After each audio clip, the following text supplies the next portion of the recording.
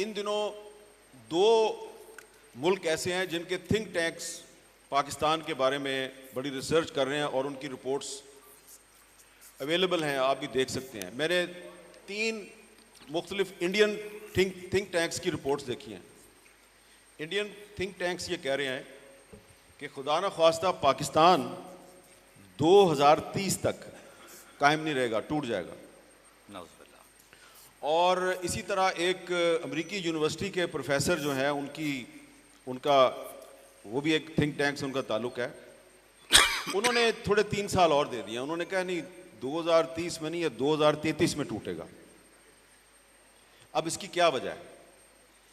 उसके लिए वो जो उन बैरोमीटर्स और वजूहात बता रहे हैं वो कुछ ना कुछ तो है ना, हमारे इर्द गिर्द नज़र तो आ रही है ना। क्योंकि अब अगर अब्बास ताबिश साहब जो हैं वो चाहें कि मैं कुछ उम्मीद भरी बातें करूं और कुछ ना कुछ अच्छा आपके सामने पेश करूं, तो सवाल ये पैदा होता है कि ये जो जश्न जॉन एलिया है ये तो 1.5-2 हफ्ते पहले होना था, तो ये डिले क्यों हुआ? तो 9 मई की वजह से डिले हुआ ना। तो 9 मई कहाँ पे हुआ है? पाकिस्तान में ही हुआ है। तो अब अगर हमने पाकिस्तान के बारे में कुछ ना कुछ अच्छा कहना है तो अब हम 9 मई को कैसे नज़रअंदाज कर दें? अब्बास ताबिश साहब, बुरा ना मनाइएगा, लेकिन ये है कि इसमें से भी आप कुछ ना कुछ पॉजिटिव निकाल सकते हैं। अब वो यहाँ पे रेलेवेंट हो गया आपका क्वेश्चन कि 9 मई को जो कुछ हुआ है ये दरअसल हमारे कुछ जो ताकतवर लोग हैं उनकी जो अपनी एक जमहूरियत के ख़िलाफ़ साजिशें और उनके जो गैर आइनी इक़दामात थे और उनकी जो मनसूबा बंदियाँ थी, ये उसका एक हतमी नतीजा 9 मई के वाक़यात की सूरत में सामने आया। लेकिन अब बदकिस्मती ये है कि आप 9 मई के वाक़यात की ज़िम्मेदारी जो है वो सिर्फ़ एक सियासी मकतबा फ़िक्र पे डाले जा रहे हैं और उन्हीं के लोग जो हैं वो रोज़ टीवी पे आके ऐलान कर रहे हैं जी कि हम सियासत से अलहदगी का ऐलान करते हैं, और जिनको सियासत से अलहदगी का ऐलान करने की ज़रूरत है उनकी तरफ से अभी तक ऐलान सामने नहीं आया।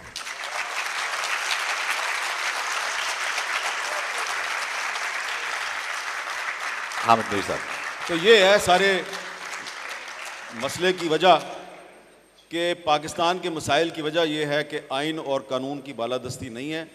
जब तक पाकिस्तान में आइन और कानून की बालादस्ती नहीं होगी, जो कि कभी नहीं रही, तो आप कुछ ना कुछ अच्छा नहीं कर सकते। लेकिन उम्मीद रखनी चाहिए कि ये एक फ़िक्रे पे जिस भरपूर अंदाज में तालियां बजाई गई हैं, इसका मतलब है ये सारे चाहते हैं कि पाकिस्तान में आइन और कानून की बालादस्ती कायम हो। और अगर आपने कुछ ना कुछ पाकिस्तान में अच्छा करना है तो इसके लिए ज़रूरी है कि कुछ ना कुछ अच्छा उसी वक्त होगा जब पाकिस्तान के आइन के तकाजे पूरे किए जाएंगे।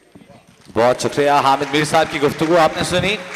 सोहेल बड़ाई साहब, आपसे हम ये जानना चाहेंगे, 9 मई की आप जिक्र कर दिया हामिद मीर साहब ने, इख्तिलाफ राय हमेशा से पाया जाता था, 2 आरा हमेशा से पाई जाती थी, लेकिन ये इख्तिलाफ राय में एक दूसरे को तहजीब से एहतराम किया जाता था, उसकी राय का, भले वो आपसे मुख्तलिफ हो, लेकिन आहिस्ता आहिस्ता अदम बर्दाश्त का एक ऐसा दौर चल पड़ा, और शायद 9 मई उसका नुक्ता उरूज था, जब अदम बर्दाश्त हमारे मुआशरे में इतना ज़्यादा हो गया, एक दूसरे की राय पर फतवे लगाना, दूसरा जो आपसे मुख्तलिफ सोचता है उसे गलत कहना और उसकी जान के दरपे हो जाना, ये पहले शायद हमारे मुआशरे में कभी नहीं हुआ, और जो पिछले कुछ अरसे में हुआ है उसका नुक्ता उरूज हमने देखा है।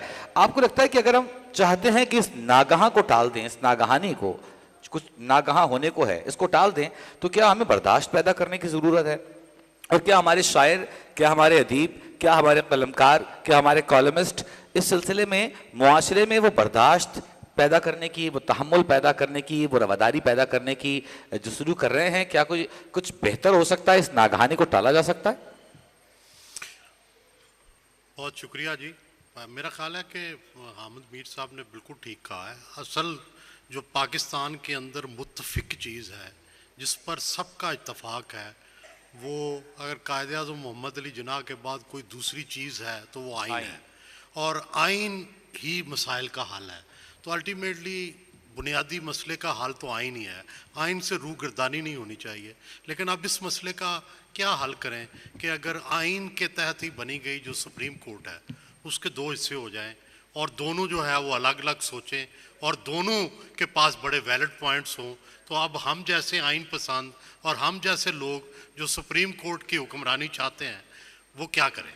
जाहिर है हम भी डिवाइड हो जाएंगे। इसी तरह अगर पाकिस्तान की मुल्क की सियासी जमातें बजाय इसके कि पीसफुल स्ट्रगल करें, बजाय इसके कि खुलेआम मार रोड पर आकर या नासर बाग में जाकर वो जलसा करें, वो अगर कोर कमांडर हाउस पर हमला आवर हो जाएं और पाकिस्तान के जो अदारे हैं वो और सियासी जमातें आपस में लड़ पड़ें, तो हम जैसे लोग जो आइन पसंद हैं वो इस वायलेंस को क्या नाम दें?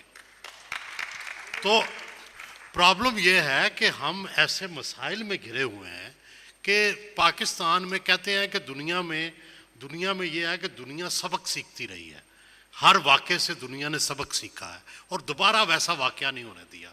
बदकिस्मती से हमने वाक़यात से सबक नहीं सीखा, हमने मशरक़ी पाकिस्तान से सबक नहीं सीखा, हमने मार्शल लॉ से सबक नहीं सीखा, हमने जो इंतखाबात हैं उनसे सबक नहीं सीखा और हर दफ़ा वही दोहराया जो पहली दफ़ा करते रहे, वही गलतियाँ।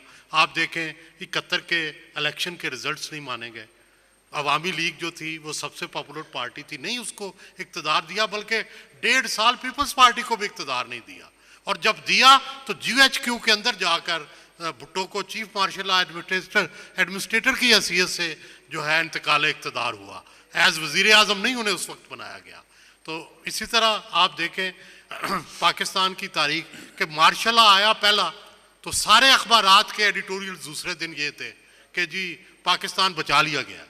तो अब अगर हम सहाफ़ी भी ये लिखेंगे, लिखते रहे हैं, हमारे आबाओ अजदाद ने यही लिखा, उस वक़्त के सारे अखबार निकाल लें कि जो पहला मार्शल लॉ लगा 1958 का और जिस दिन गुलाम मोहम्मद ने असम्बली तोड़ी उस दिन अगले दिन के तमाम एडिटोरियल उसके हक़ में थे।